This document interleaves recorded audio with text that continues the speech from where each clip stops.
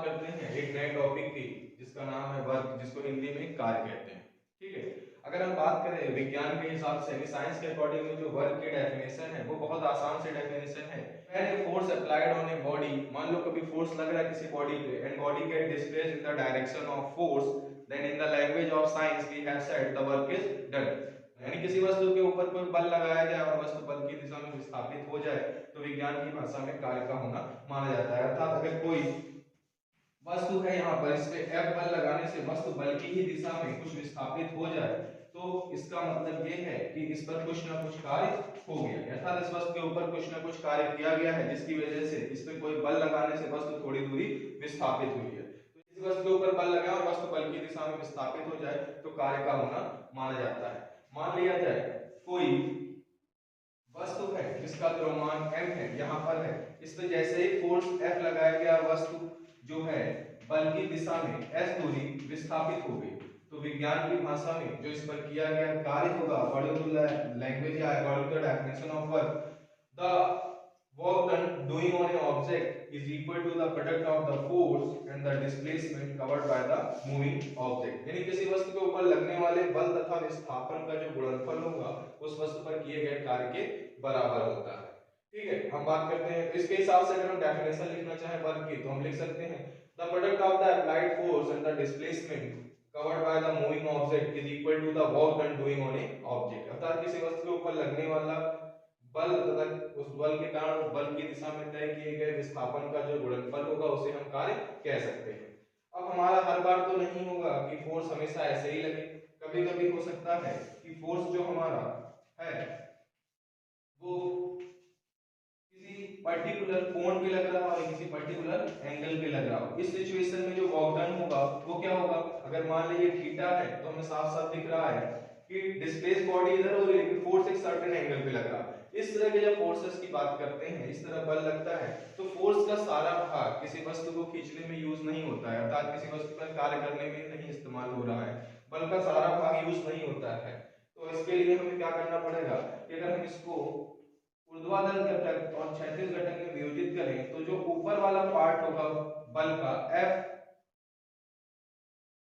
sin theta और जो ये जिसे में फोर्स है वो F cos थीटा।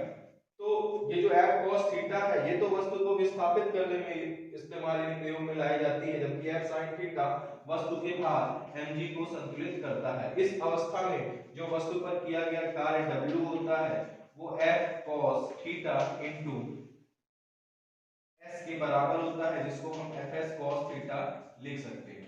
इस प्रकार जो कार्य है इसका एक फॉर्मूला, जो वर्क का फॉर्मूला आ जाएगा W is equal to F into S cos theta. इसको अगर आप वेक्टर फॉर्म में लिखना चाहें तो हम ये भी लिख सकते हैं F डॉट S, क्योंकि जब भी कहीं कहीं cos आ जाए तो जो हमारा वर्क होता है वो F डॉट S के बराबर लिखा जा सकता है, क्योंकि cos थीटा आने का मतलब वो राशि जो है लगभग उस राशि का जो मान आएगा वो अदिश राशि होगी। ठीक है, अब हम बात करते हैं कि हमारे पास तो फोर्स के दो डेफिनेशन थे।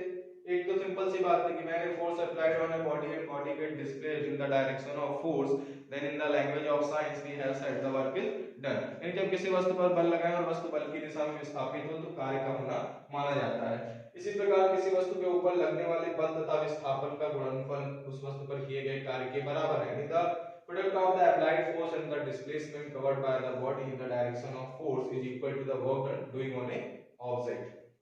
अब देखिए एक हो सकता है कभी कोई बॉडी इंक्लाइंड सरफेस पे हो जो थीटा एंगल पे है और F फोर्स लगने से m मास की बॉडी जो है वो यहाँ तक की आती है, तो इस आधार पे देखें तो ये थोड़ा हो जाएगा s हमारा, तो इसने एक्चुअल में जो डिस्टेंस कवर किया हॉरिजॉन्टल s cos थीटा, तो सो देयर जो वर्क डन W होगा वो भी F s cos थीटा के बराबर होगा। यानी यहाँ पर भी जो कार्य होगा W is equal to Fs cos theta यानी W equal to F dot S के बराबर होगा।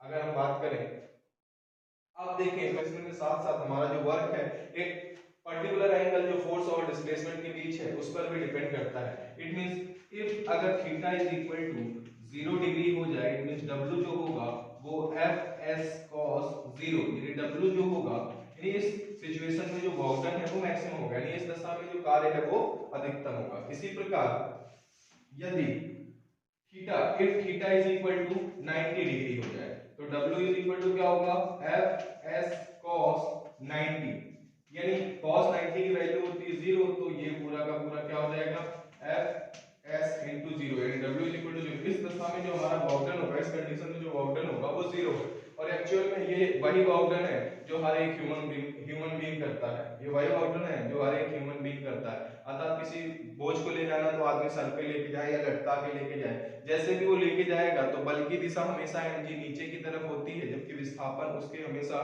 लंबवत दूसरी दिशा में है। इस प्रकार जब भी इस प्रकार के कार्य हैं जो इंसानों के द्वारा ह्यूमन बीइंग नॉर्मली कर रहा होता है, वो सारा का सारा जो साइंस की लैंग्वेज में है उसमें तो 0 होता है।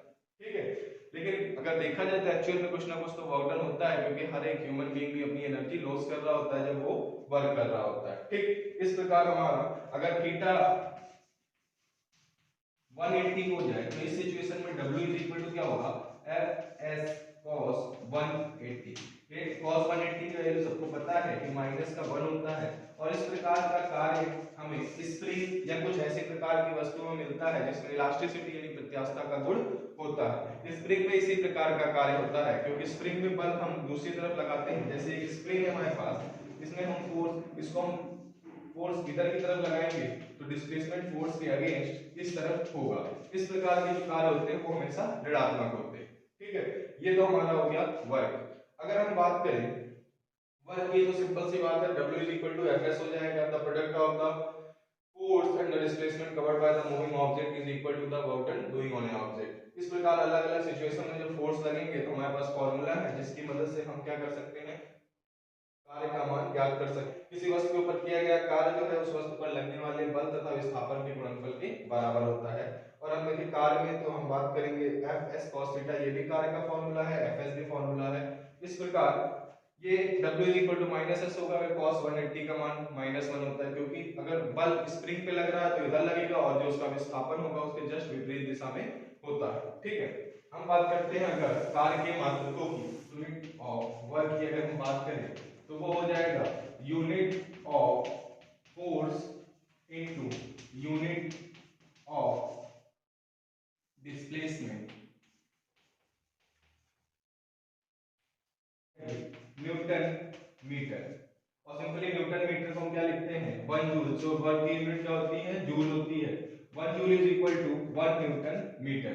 तो हम ये भी कह सकते हैं 1 किलोग्राम मीटर स्क्वायर पर सेकंड स्क्वायर होता है और 1 ग्राम सेंटीमीटर स्क्वायर पर सेकंड स्क्वायर भी। ये इतने प्रकार से हमारे पास कार्य के मात्रक हैं। 1 joule is equal to the 1 newton metre. It में सिंपल बोल सकते हैं कि